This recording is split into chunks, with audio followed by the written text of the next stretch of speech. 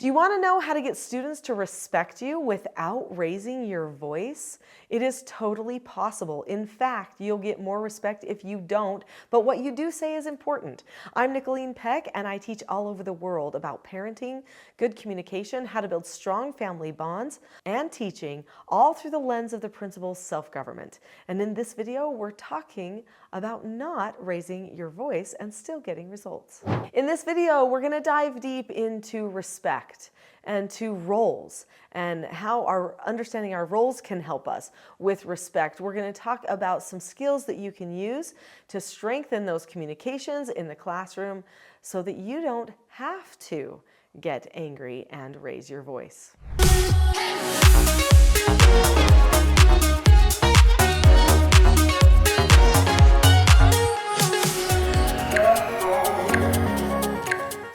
What a notion, right? That you don't have to raise your voice. Did you know that a strict person doesn't need to yell? It's true. Years ago, I actually was on a BBC documentary called The World's Strictest Parents. Don't freak out. It actually became their most watched episode that they ever had on the BBC. And it wasn't because of the sparks flying on my side. It was actually because me and my husband were so calm. Our family was so calm and structured. And the two teenagers, both ages 17, that had attitude problems and stuff that they brought to our house were yelling and they were throwing sparks at us, but it wasn't going anywhere. And this is because I respected them as learners. I respected them as young people. I respected their role and their phase of life that they were in, but I also respected my own role and who I was, and I had to teach them how to do the same thing. But yelling, getting angry, dominating them with my voice or getting aggressive in any other way was certainly not going to be effective. And I knew it because for many years I took in troubled teens. I did therapeutic treatment care for troubled teens ages 12 to 18. They would get angry. Sometimes they would even get violent. But power struggling with them was never going to do the trick. They were not going to have a change of heart or a change of behavior, at least for very long, if I just power struggled with them, and I knew it. I had some principles of self-government that I believed in. I needed to stand on those. So my principle of self-government and my practice or my skills had to match in the moments when it really counted. And that's what I want to talk to you about today. So let's take a little bit of time and talk about respect. To respect a person means to revere them, to regard them. It could even mean to reverence them. Now, when you reverence somebody, I don't know if you're religious or not, but if you're a religious person, then you know that the term reverence in a religious context means a deep, deep respect, that you have a relationship with that person where you have a type of a loyalty to them. You have a duty that you feel toward that person. And usually, you know, in a religious context, this could be a deity that you would have a duty and a loyalty toward.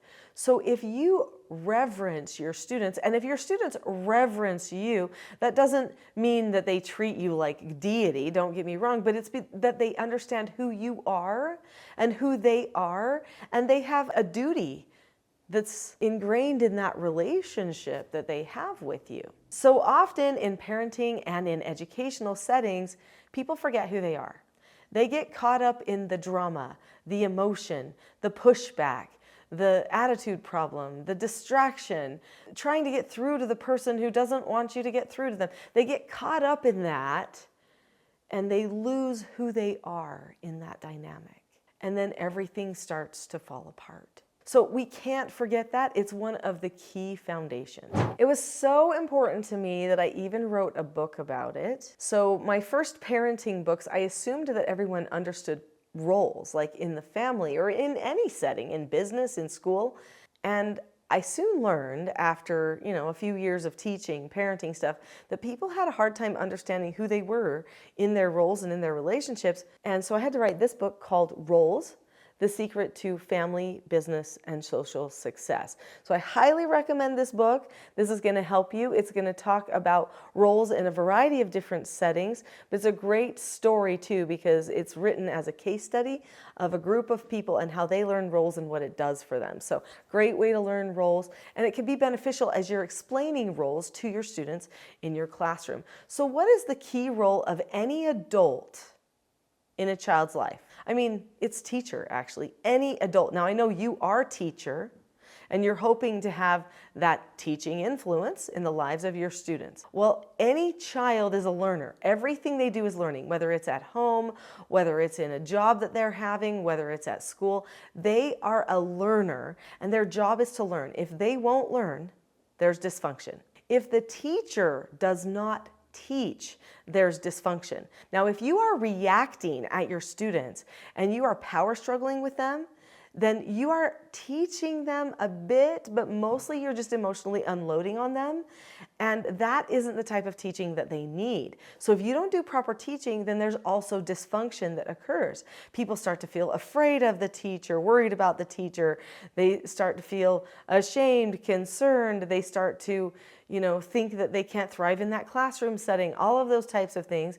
And our students are more fragile than ever before because people have coddled and coddled and coddled. So they don't even know how to take correction. So all the more reason you have to be really careful about how you do it. And if you do it well and you do it calmly, and you're able to maintain your authority in the classroom while still giving them the skills they need, you can actually decrease that fragility, you can increase anti-fragility, and help them become empowered, resilient, strong in the way that they communicate and solve problems with other people. And isn't that what we want? When you are calm, it creates an atmosphere of consistency, resiliency, and leadership. The person who can stay calm is the leader. They just are. The angry person cannot overpower that calmness.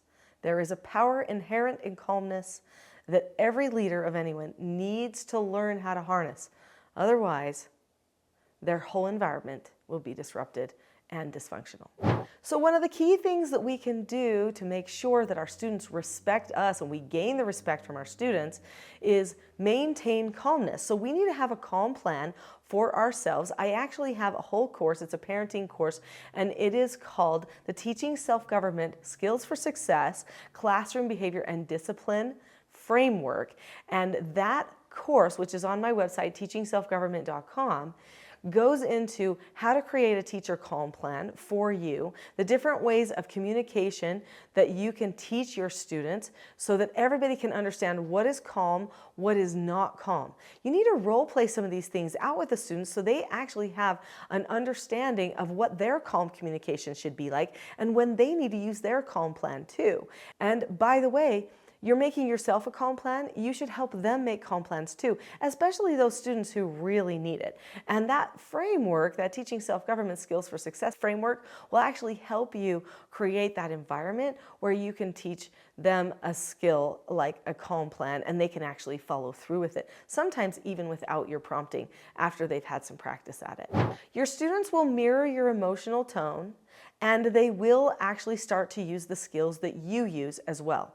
So all the more reason your tone needs to be calm. We'll talk more about what you can do to get more calmness in a moment. But what about those skills that I just mentioned? So teaching your students the skills that they need for success is really important.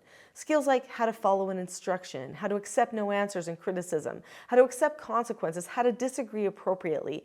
These are all skills that can actually transform your classroom and can help your students become more successful. They can problem solve with each other and with you.